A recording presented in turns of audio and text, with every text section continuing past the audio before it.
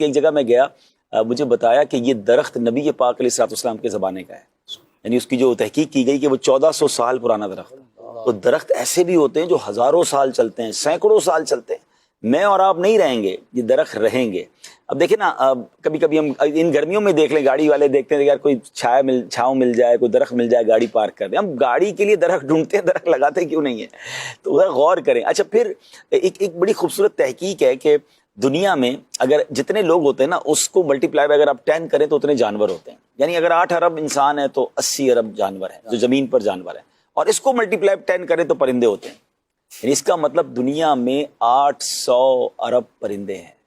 پرندوں کی کالونی کون سی ہے؟ پرندوں کے گھر کون سے ہیں؟ پرندے کہاں رہتے ہیں؟ کبھی سوچا آپ نے؟ پرندے کسی بلڈنگ میں نہیں رہتے، پرندے درختوں پہ رہتے ہیں۔ اور آپ سوچیں 800 ارب پرندوں کا گھر درخت ہے، یہ کالونی ہے ان کی، جتنے درخت ہوں گے۔ اچھا، اب آپ تھوڑا سا اس میں اگر آپ غور کریں، جب ہم چھوٹے تھے، جو 40s میں ہے نا، جن کی عمر 40s کے یا اس کے اوپر ہے، ہم جب چھوٹے تھے ہمارے گھر کے باہر کبھی کوئل آ کے بیٹھتی تھی، ہم نے تتلیاں دیکھی ہیں، ہم نے بڑے انجوائے کی ہیں پھولوں کو دیکھتے ہوئے، تتلیوں کو۔ اچھا، ہمارے گھر کے باہر کبھی کبوتر آ کے بیٹھتے تھے، کبھی پرندوں کی آوازیں صبح صبح آتی تھی، اسکول جاتے تھے تو درختوں سے ایک بڑی خوبصورت آوازیں آتی تھی، کچھ پرندوں کی تو آوازیں بڑی یونیک ہوتی تھی۔ ہمارے اسکول میں بھی درخت ہوتے تھے، ٹھیک ہے؟ اب کہاں ہیں وہ آوازیں؟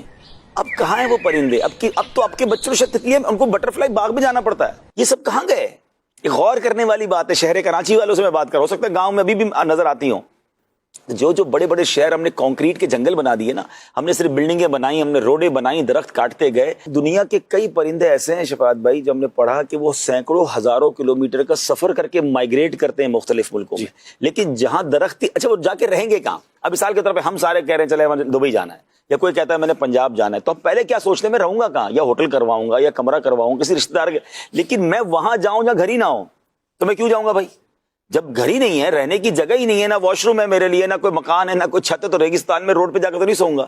تو بندہ وہاں ٹریول ہی نہیں کرتا کہ جہاں گھر نہ ہو۔ تو اب جن شہروں میں گھر ہی نہیں ہے پرندوں کے، تو وہ پرندے کیوں آئیں گے ہمارے پاس؟ وہ اللہ کی مخلوق کیوں آئے گی؟ بلکہ میں نے ایک تحقیق پڑھی تھی، میں بھول گیا وہ کون سے جانور کی بات ہو رہی تھی، کہ کسی ملک میں کسی ایک جانور کو جو ہے نا وہ مارنے کا یا دور کرنے کا بنا، اور اس کے خلاف وہ کی گئی، تو پتہ چلا کہ وہ جب جانور ختم کیا گیا تو اس ملک میں اتنے حشرات الارض بڑھ گئے، اتنے کیڑے مکوڑے بڑھ گئے، کہ بعد میں پتہ چلا کہ وہ جانور تو ان کو کھاتا تھا، ہم نے اس جانور کو ختم کیا تو یہ ہمارے لیے وبا کھڑی ہو گئی۔ تو بہت ساری چیزیں سسٹم کا حصہ ہوتی ہیں، کہ کسی چیز کے لیے کیا صفائی اس سے ذریعے ہو رہی ہوتی ہے، کس کے ذریعے کیا بہتری ہو رہی ہوتی ہے۔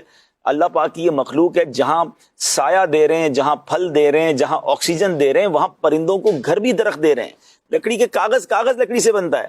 تو بہت کچھ ہے، بہت کچھ ہے۔